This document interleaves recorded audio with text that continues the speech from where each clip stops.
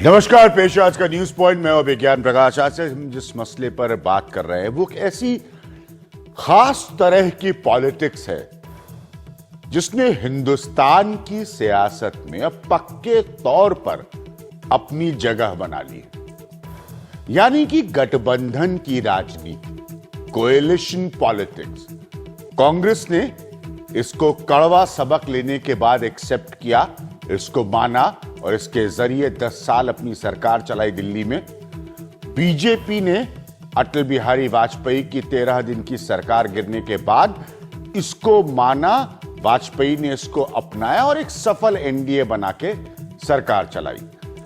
लेकिन आज भी नाम के तौर पर गठबंधन की सरकार है, ये एनडीए की सरकार है। लेकिन क्या इस एनडीए की सरकार में चूंकि बहुमत में भारतीय जनता पार्टी है, यह श्रेय नरेंद्र मोदी को जाता है, चूंकि बहुमत में भारतीय जनता पार्टी है, क्या उसके बाकी सहयोगी दल खुश हैं, संतुष्ट हैं?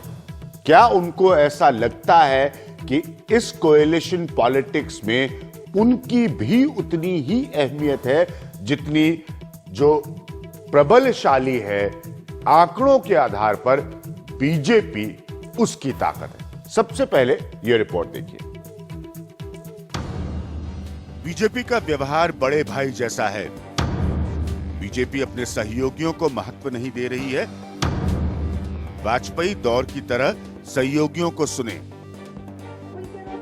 सूत्रों के मुताबिक ये टिप्पणी एनडीए के सहयोगी दलों की है। जब संसद में बेहतर तालमेल पर बीजेपी अपने सहयोगियों के साथ बैठक कर रही थी तो सहयोगी बीजेपी से समन्वय की कमी पर सवाल उठा रहे थे। शिवसेना जैसे सहयोगियों ने तो बीजेपी को हल्के में ना लेने की नसीहत दी है।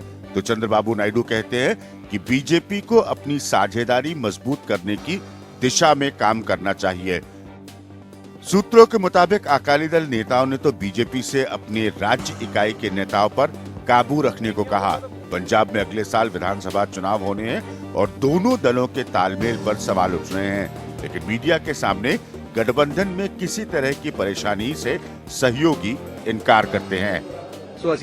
कोर ग्रुप बना रहे हैं जिससे भी जॉइंटली हम लोग अगले चुनाव के लिए साझा रणनीति पर काम कर रहे हैं। अकाली और बीजेपी एक ही पार्टी है, गठबंधन पर कोई चर्चा नहीं। You can say one parties. हमारा गठबंधन तो चल ही रहा है और ठीक है, अलग अलग समय पे अलग अलग पार्टी के एक विषय पे अलग विचार हो सकते हैं, लेकिन जब अलायंसेस चल ही रहे हैं, गठबंधन जारी है, तो ये हम कैसे मान सकते हैं? ये जो हमारे ऊपर विपक्ष के लोग कहते हैं कि हमारे खेमे में या एनडीए के अंदर में दिक्कतें हैं। दरअसल बीजेपी और सहयोगियों के बीच रिश्ते बहुत मजबूत कभी नहीं थे। महाराष्ट्र में तो बीजेपी शिवसेना ने विधानसभा का चुनाव अलग अलग लड़ा। हालांकि चुनाव के बाद में वो साथ आए और बहुत सारा उसमें कॉम्प्रोमाइज नजर आया दोनों की तरफ से। दोनों दलों के रिश्ते बनते बिगड़ते रहते। पंजाब को भी लेकर बेशक राष्ट्रीय स्तर पर नेताओं का सुर एक हो, लेकिन स्थानीय स्तर पर यह सुर बिल्कुल अलग सुनाई पड़ता है। नवजोत सिंह सिद्धू जैसे बीजेपी नेता अकाली दल पर हमला करते रहे हैं। वहीं ड्रग्स के मुद्दे पर भी बीजेपी अकालियों के बीच बयानबाजी हुई है। जम्मू कश्मीर में बीजेपी पीडीपी गठबंधन की सरकार बनने पर अभी तक सब कुछ साफ नहीं हुआ है। दोनों दलों के नेता राज्यपाल से मिल चुके हैं, लेकिन सरकार बनाने पर एक राय नहीं बन पाई है। तो यह है आज की स्थिति में बीजेपी का अपने सहयोगियों के साथ जमीन पर रिश्ता। 2014 का लोकसभा चुनाव बीजेपी ने सहयोगी दलों के साथ मिलकर लड़ा। हालांकि नतीजों ने बीजेपी को अकेले बहुमत दे दिया। बावजूद इसके एनडीए की सरकार बनी और सहयोगी दलों से भी मंत्री बनाए गए। क्या वाकई बीजेपी को सहयोगियों की जरूरत है या फिर उसकी मजबूरी है? इसको बेहतर तो बीजेपी नेता ही बता सकते हैं, लेकिन संसद का गणित देखें तो बीजेपी के लिए सहयोगियों का साथ रखना जरूरी दिखता है। लोकसभा में बेशक बीजेपी के पास बहुमत है, लेकिन राज्यसभा में बीजेपी अल्पमत में है।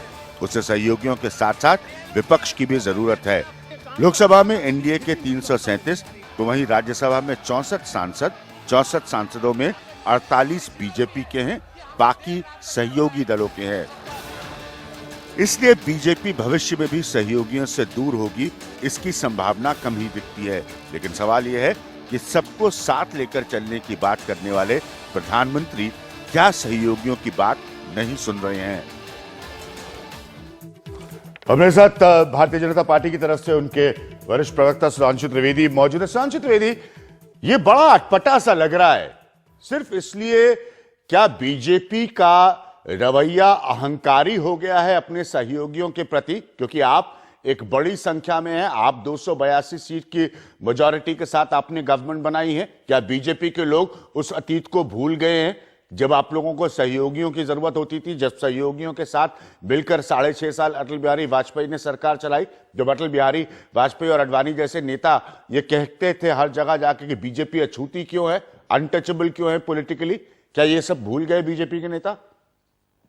देखिए, जहां तक गठबंधन राजनीति की बात है, तो गठबंधन राजनीति का युगांतर भारत की राजनीति में भारतीय जनता पार्टी ने स्थापित किया है। अगर आप याद करें तो भाजपा शिवसेना का गठबंधन आज 27 साल पुराना गठबंधन हो गया है। भारत की राजनीति में कोई इतना पुराना गठबंधन नहीं। हाँ, जो 27 साल पुराने गठबंधन की हकीकत यह है कि महाराष्ट्र के चुनाव में आप लोगों के फैसले पे उस गठबंधन को तोड़ा गया और तोड़ के 27 साल पुराने गठबंधन को आप लोग अलग अलग चुनाव लड़े। तो सुधांशु जी, आप जानकार व्यक्तियों में से मैं आपको गिनता हूं, तो आप ये 27 साल वाला आर्ग्यूमेंट मत दीजिए। ये गठबंधन टूट के पावर शेयरिंग अरेंजमेंट में वापस जुड़ा है। जैसे एक समय में महाराष्ट्र में मेरी आंखों के सामने कांग्रेस एनसीपी का गठबंधन हुआ था सत्ता में साथ आने के लिए। हालांकि शरद पवार सोनिया गांधी के विदेशी मूल होने के मुद्दे पर पार्टी छोड़ के गए थे। तो ये पावर शेयरिंग अरेंजमेंट है। आइडियोलॉजिकल गठबंधन आपका,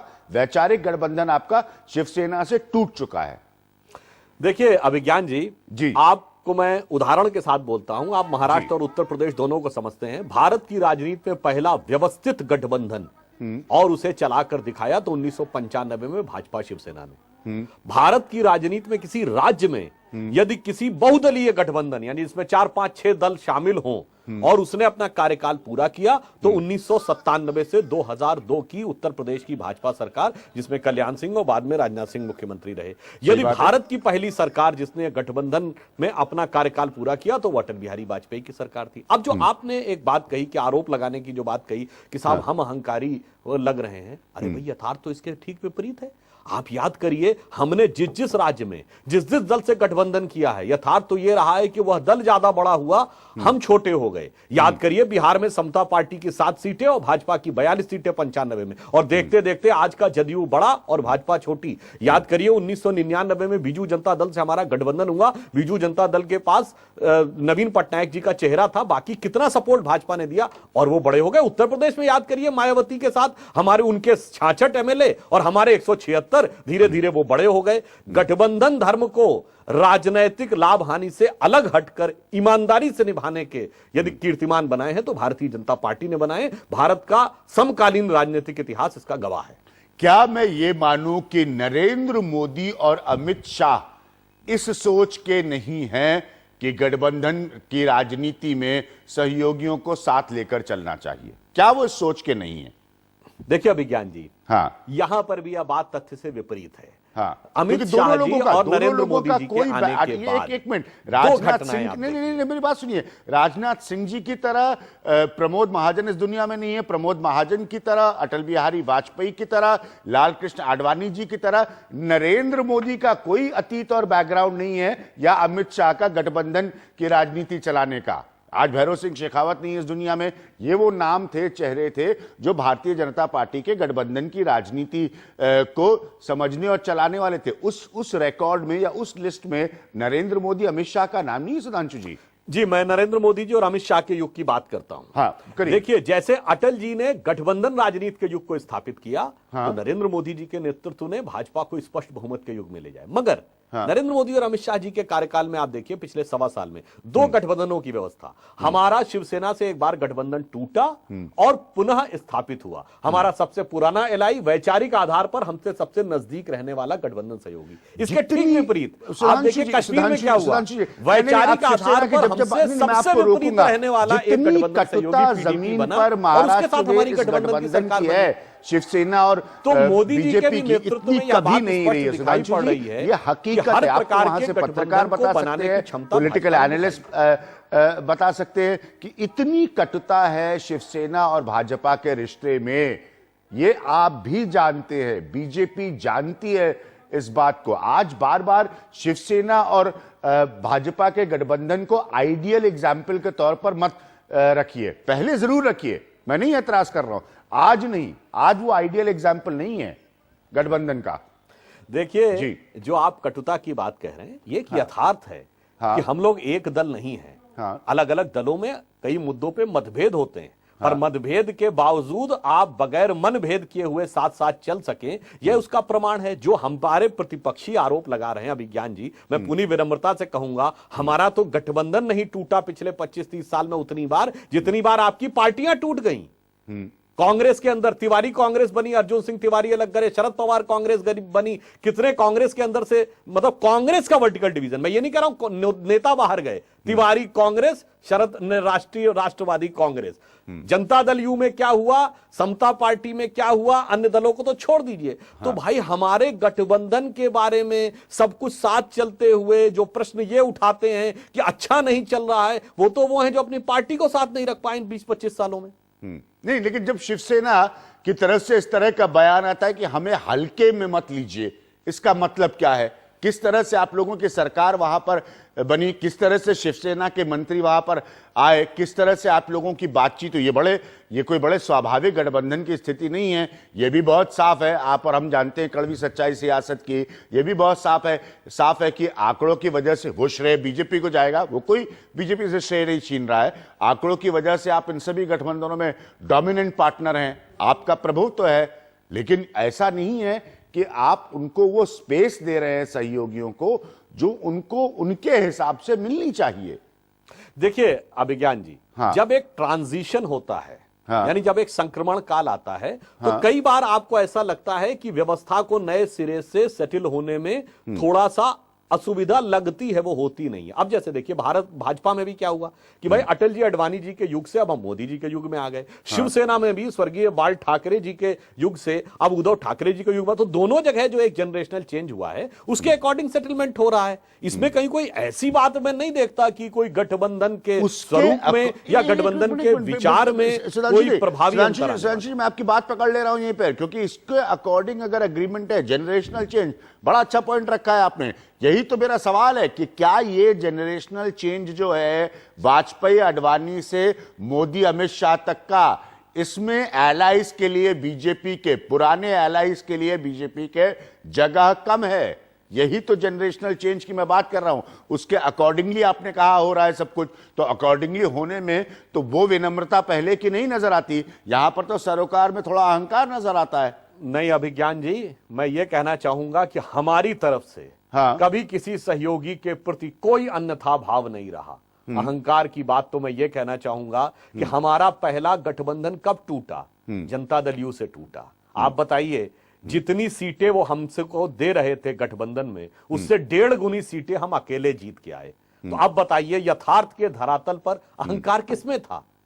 हमारा अहंकार यथार्थ पर आपका हरियाणा में चौटाला हमारा तो अहंकार भी गठबंधन टूटा। मैं कह रहा हूं हरा क्या है? कहीं ना कहीं हरियाणा में भी आपका चौटाला भी आपके बहुत पुराने साथी रहे। चौटाला भी उन लोगों में से थे जिन्होंने अटल बिहारी वाजपेयी को बगैर किसी शर्त समर्थन दिया था शुरुआत में। मुझे अच्छी तरह से बात याद है। आज वो भी गठबंधन आपके पास नहीं है, बल्कि या पॉलिटिकल क्रेडिट में नहीं छीन रहा हूं। देखिए सुधांशु जी, मेरी बात को गलत मत समझिएगा। आप हरियाणा में हुडा की सरकार को हराकर आज आप सरकार पर काबिज हुए, उसमें आपने चौटाला की पार्टी को भी हराया, वो आपका क्रेडिट है। लेकिन फैक्ट यह है कि आप अपने पुराने साथी के खिलाफ ही लड़कर जीते वहां पर।